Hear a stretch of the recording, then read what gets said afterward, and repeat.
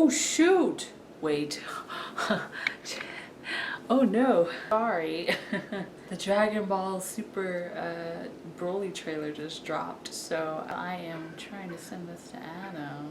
Okay. Hey guys, if you're new here, I'm London, aka History of the Batman. No matter how you enjoy your Batman, across all media, one thing remains the same. Batman is rich. The part of the line goes that Bruce Wayne is so wealthy that he is able to afford being Batman, which is a simple and effective concept. And while all that is Bible, don't you just stop and wonder, how? How is Batman rich? Where does all of his money come from, and where does it continue to come from? And most importantly, how much does it cost to actually be Batman and live the vigilante lifestyle? So in this video, we're going to try to answer some of those questions. We will discuss a brief history of Bruce Wayne's family and wealth and heritage, and exactly how his money possibly breaks down in order to fund himself being the Caped Crusader. And maybe we'll get an estimate of how much Bruce Wayne is actually worth within the DC universe. I think it's important to talk about these kind of out-of-the-way details, because while the stories are great, where you get to see Batman driving the Batmobile and throwing the batarangs and using the grappling gun while he fights criminals like Two-Face and Joker in Gotham City, as I like to say, I am a fan of being realistic about my fiction. And learning about the inner details of Bruce's life that aids him to become the Dark Knight is just as important as the stories themselves. Before we jump in, why don't you subscribe to this channel if you haven't already and join this awesome Gothamite community. Alright, let's begin to feel really bad about our bank accounts as we dive into the Wayne family everything. As you may know, Bruce Wayne, aka Batman, debuted in the pages of Bill Finger and Bob Kane's Detective Comics 27, which hit comic book stands on March 30th, 1939. From his first appearance, although we don't see his parents until issue 33 months later, we learn that Bruce Wayne is a young socialite. At this time, both Bruce Wayne and Batman are driving the same Batmobile. But, of course, it wasn't called the Batmobile until 1941. Instead, he drives a red coupe, which was the equivalent of the 1939 Chevrolet Master Deluxe, a pretty nice car. So even off of the basic observation of his debut, from being a young socialite in an awesome house with a very nice car, Bruce is introduced to us as just a businessman with some wealth. Making Bruce Wayne a wealthy socialite was very par for the course during this time in comics. Considering some of Finger's influences on the creation of Batman were based off of figures such as Baroness Emma Orczki's Scarlet Pimpernel decades prior, and each of these figures is described as a disinterested guy with lots of wealth and is just kind of bored with life and doesn't know what to do with himself or his wealth. It's all very Gatsby if you think about it. And to be honest, during the late 1930s and the rest of the 1940s, seeing how the quote-unquote other half lived was actually a fascinating pastime for many consumers of the comic books. Many people were struggling with finances due to the state of the economy, so reading about someone who is well off using that resource to become this amazing hero and read about these fun adventures fighting all of these colorful criminals was something of great interest to many people out there. Now, Thomas and Martha Wayne were introduced in Detective Comics issue 33 in November of 1939.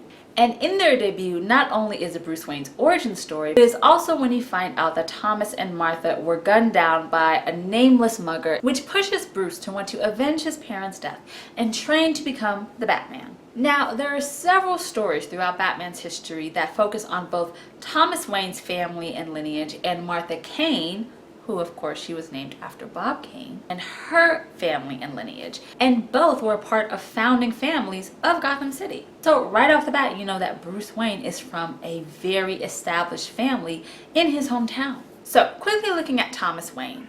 Early on in the mythology, Thomas Wayne was established as not just a doctor, but a surgeon. In particular, in 1956, Detective Comics 235, when he's tapped by a mob to operate on their injured boss. which in this story sets in motion the events that lead to both Thomas and Martha's murder. While there are some modern stories that highlight Thomas Wayne's time as a surgeon and having particularly crooked patients, such as in Tim Sale and Jeff Loeb's The Long Halloween, other modern takes on the Wayne family go back into the family's actual history, such as in Scott Snyder and Kyle Higgins' limited series Batman Gates of Gotham, where you learn that Bruce's ancestor, Alan Wayne, in the late 19th century, built bridges and did most of the base construction for the city of Gotham. So the Waynes were definitely, in a sense, founding fathers of the city. Which just comes back to the fact that Thomas is from both old money, because of his family, and made his own wealth being a doctor and a surgeon. Then we have Martha Kane, who is both a socialite and a philanthropist within Gotham City. In many stories, she's highlighted as working for children's charities. There is a story that you should check out if you want to read more about Martha's contribution to helping the kids of Gotham. That is Andrew Vash's Batman, The Ultimate Evil, where she literally breaks up a ring of pedophiles and saves the kids. It's a good read. I recommend it. But in some stories, such as in Jeff Johns' Batman Earth 1, Martha Kane is actually Martha Arkham, and her family built Arkham Asylum and has been around Gotham City since its founding days, similar to Thomas Wayne and his family. Not only is Martha's family connected to the founding of Gotham City, but is also of old wealth, similar to Thomas Wayne. Both of Bruce Wayne's parents are essential to the story of Gotham City itself and to the Gotham community. Bruce decides to make a foundation, calling it the Alfred Foundation, after Alfred Pennyworth tragically dies while trying to save Batman and Robin. But because this is comics, Alfred actually never died and he became a villain named the Outsider, but then he came back to being regular Alfred Pennyworth. So after he returns, it becomes the Wayne Foundation in 1966 Detective Comics 356. The Wayne Foundation houses many charities that Bruce Wayne has created to help the less fortunate within Gotham City. One of the earliest charities is the Victims Inc. program, or VIP, which helped crime victims in Gotham out of their financial slump. And of course, this program is used not only by Bruce, but also by Batman to track down criminals. And when Dick Grayson decides to move out of Wayne Manor and go to university, Bruce and Alfred decide to move out of Wayne Manor and actually move into the Wayne Foundation penthouse, and are there for several years until they move back to the manor in the early 1980s. So the Wayne Foundation is definitely important to the Bruce Wayne narrative. But how the Wayne Foundation continues to get up and running is answered in about a decade after the Alfred Foundation was originally introduced. Wayne Enterprises debuted in 1974's The Brave and the Bold issue 113. In this issue, we actually learn that the Wayne Enterprises is worth $27,400,000 in 1974 money. If you calculate that into today's money, it's $146.2 million and some change. So at this point, you're like, how? How is this company worth $146.2 million? This scenario reminds me of, I'm not sure if you watch it, but it reminds me of the It's Always Sunny in Philadelphia episode where Charlie works for Frank for a brief period of time, and Charlie actually wants to figure out what the company makes. So he asks Frank and says, "But what do we create?" And Frank says, "We create wealth." That's how I feel everyone sees Batman's company. That's how I feel everyone sees Wayne Enterprises.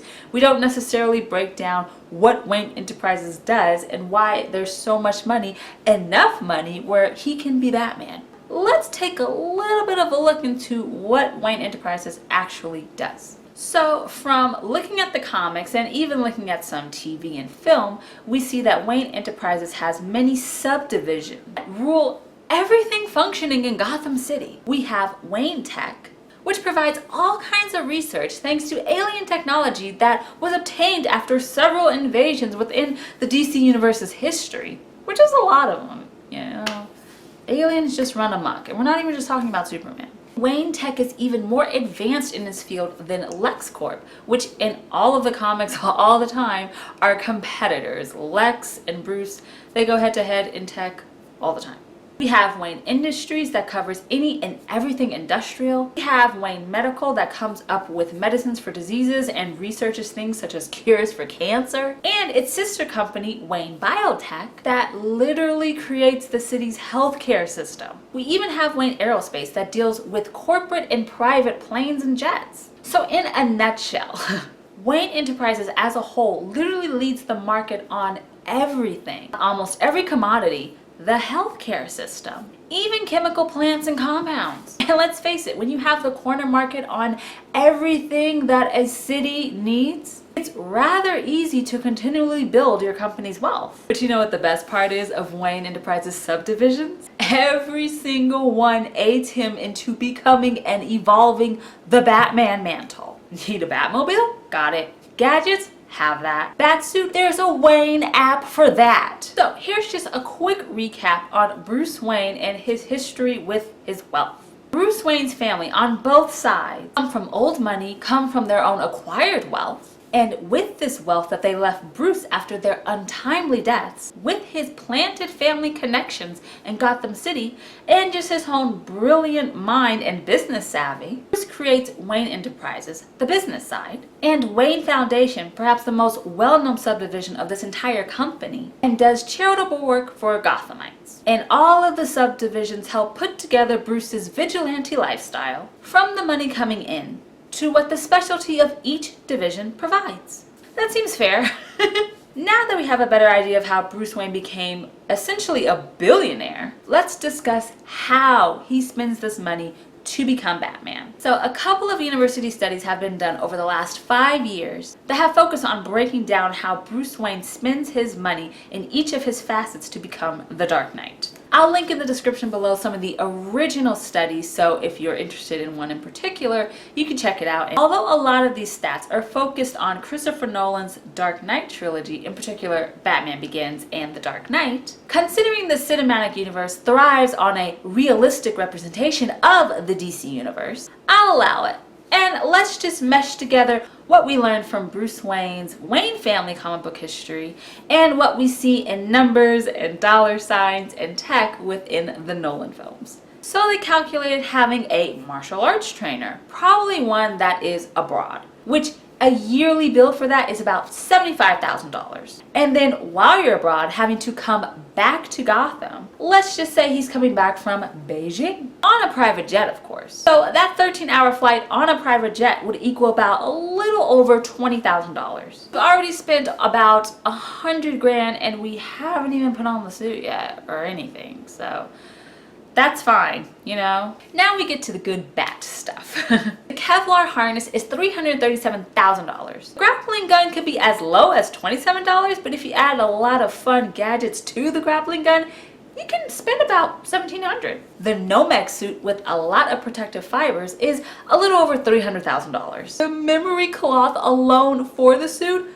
$3,400. Apparently it is stated that he ordered about 10,000 graphic helmets, which is the equivalent of, I guess, the cowl. And at $244 a pop, that evens out to about $2 million just on headwear. The tumbler is banked out to about 140 grand. However, there have been other studies that show that the Batmobile in general can be as much as $240,000. Bruce usually has about $300 worth of batarangs on him at a time, which kind of equals out to about 10 batarangs. But the most important price tag is paying all of our dads Alfred Pennyworth. He needs to get paid. I mean, he does the most important job out of anyone probably in the Batman mythos. But since there's no concrete detail about how much Alfred Pennyworth gets paid within comics or other media, researchers have looked at how much you pay an executive personal assistant, a cook,